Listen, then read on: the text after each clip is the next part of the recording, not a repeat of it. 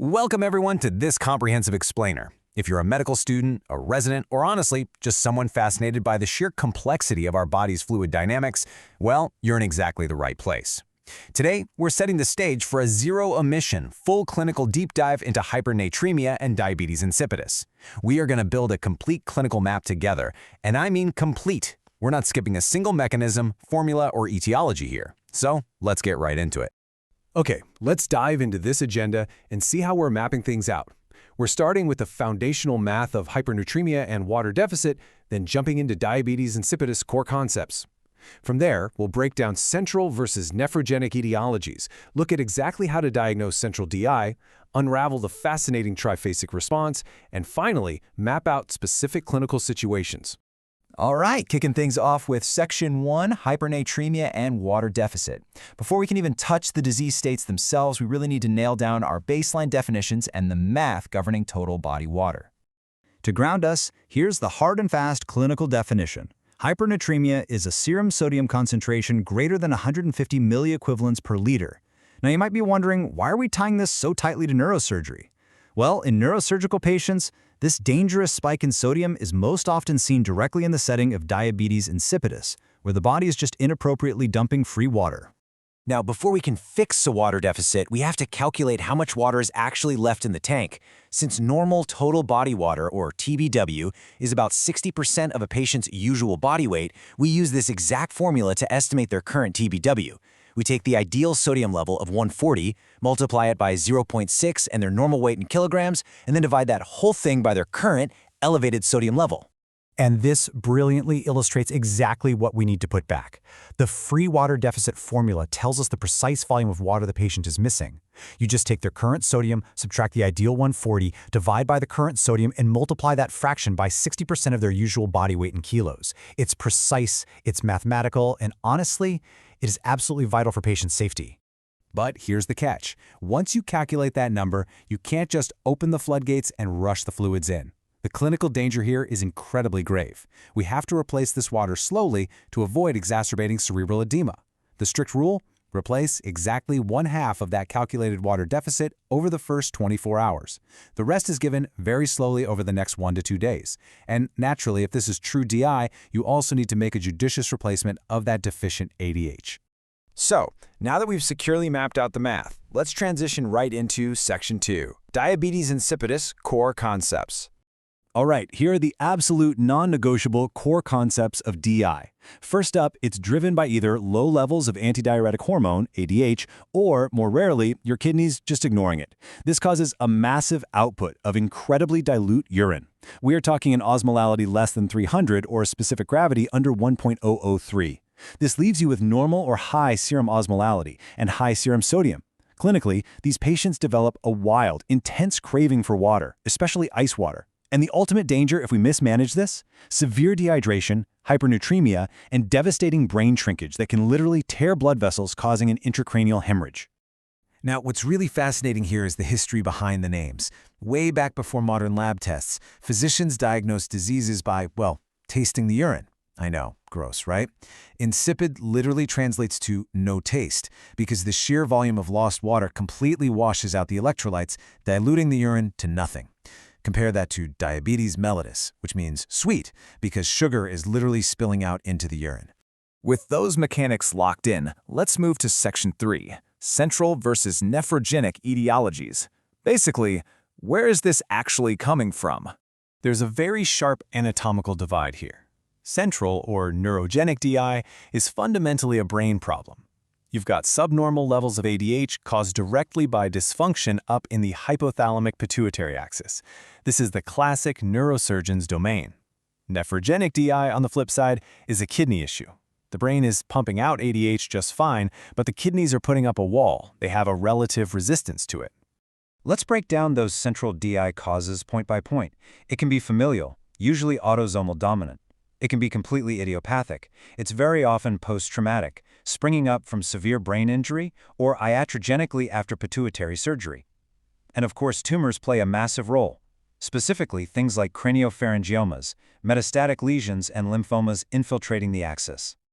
Continuing this list, central DI can also stem from granulomas like neurosarcoidosis or histiocytosis. It can be infectious, coming from hypophysitis, meningitis, or encephalitis. We see autoimmune triggers too. Vascular issues like aneurysms are on the list, though interestingly, Sheen's syndrome actually rarely causes DI. And finally, we have dipsogenic DI. This is an inappropriate thirst disorder like psychogenic polydipsia that perfectly mimics the presentation. Okay, shifting our focus downward to the kidneys, nephrogenic etiologies are just as varied. We're looking at familial X-linked recessive traits. Metabolic chaos, specifically hypokalemia and hypercalcemia, are massive culprits. Autoimmune diseases like Sjogren's syndrome can trigger it. We also have to be super careful with certain drugs. Lithium, dimeclocycline, and colchicine are the big ones. And finally, chronic renal diseases. Things like pyelonephritis, amyloidosis, sickle cell disease, polycystic kidney, and renal sarcoidosis. They can all make the kidney completely resistant to ADH. So we know what causes it. Let's move into Section 4, diagnosing central DI on the clinical floor. So the crucial point here is that our pituitary axis is unbelievably resilient. You literally have to destroy a massive 85% of your ADH secretory capacity before clinical DI even rears its head. When it finally does, you see the classic triad: wildly high urine output, polyuria, profoundly low urine osmolality, and that insatiable polydipsia, specifically a craving for ice water in conscious patients. When a patient presents with polyuria, you've got to mentally sort your differentials into these 5 buckets. Number 1, neurogenic, true central DI. Number 2, nephrogenic DI. Number 3, psychogenic, maybe an idiopathic osmostat reset or just chugging excess free water. Number 4, osmotic diuresis, super common in neurosurgery after giving mannitol or when kidneys spill glucose. And number 5, just plain old diuretic use like furosemide or hydrochlorothiazide. All right, gear up for Section 5, the triphasic response. This is arguably the most complex, yet fascinating part of our entire clinical map when it comes to pituitary injury. Let's move to the timeline and see how this builds postoperatively. Following pituitary injury, we generally see one of 3 patterns. First is transient DI, supernormal urine output and thirst that magically normalizes within 12 to 36 hours. Second is prolonged DI. This lasts for months, though about 2/3 of patients recover by 1 year. Or it's permanent. And third, the triphasic response. It's the least common, but clinically it is the ultimate trap. Let me walk you through this chronological minefield. Phase 1. The initial injury stuns the system, suppressing ADH for 4 to 5 days. You get classic DI and hypernatremia. But then, Phase 2 hits. Those injured pituitary cells die and literally burst open, dumping all their stored ADH into the bloodstream for the next 4 to 5 days. This flips the script, causing severe water retention and normal or hyponatremia. The massive danger here? If you inadvertently keep giving synthetic vasopressin from Phase 1 into Phase 2, you're going to cause profound iatrogenic SIADH. Finally, Phase 3 arrives. The ADH stores are totally empty, secretion is gone, and the patient swings back into prolonged DI and hypernatremia.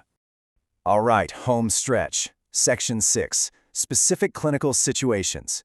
This is where we take all this theory and map it onto highly specific scenarios you'll see in the hospital. We see DI most frequently after transsphenoidal surgery, or removing a craniopharyngioma, though again, that's usually transient. We also see it in devastating neurological catastrophes like central herniation, where the mechanical downward force literally shears the pituitary stalk right off. And, tragically, in brain death, where the hypothalamic production of ADH just ceases entirely. When we look at tumors, the nuances matter immensely. Counterintuitively, DI is actually quite rare in massive pituitary adenomas or pit nets, unless they undergo a sudden apoplexy. With craniopharyngiomas, DI is usually a postoperative complication since just damaging the lower stalk beforehand doesn't fully stop hypothalamic ADH release. We also see it with suprasellar germ cell tumors, very rarely with colloid cysts, with hypothalamic tumors like Langerhans cell histiocytosis, and with physical mass lesions pressing on the hypothalamus, like a swollen acomb aneurysm.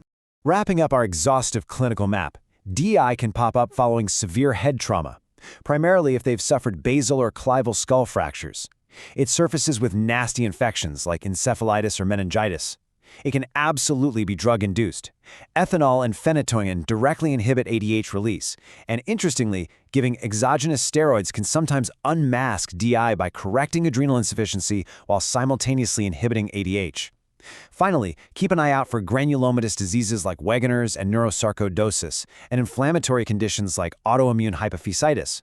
We have literally covered every mechanism, formula, and etiology out there. So given how exquisitely sensitive our brain's water regulation actually is, if you saw a patient presenting with an absolutely unquenchable thirst for ice water right after what seemed like a simple head bump, which hidden mechanism on this clinical map would you investigate first?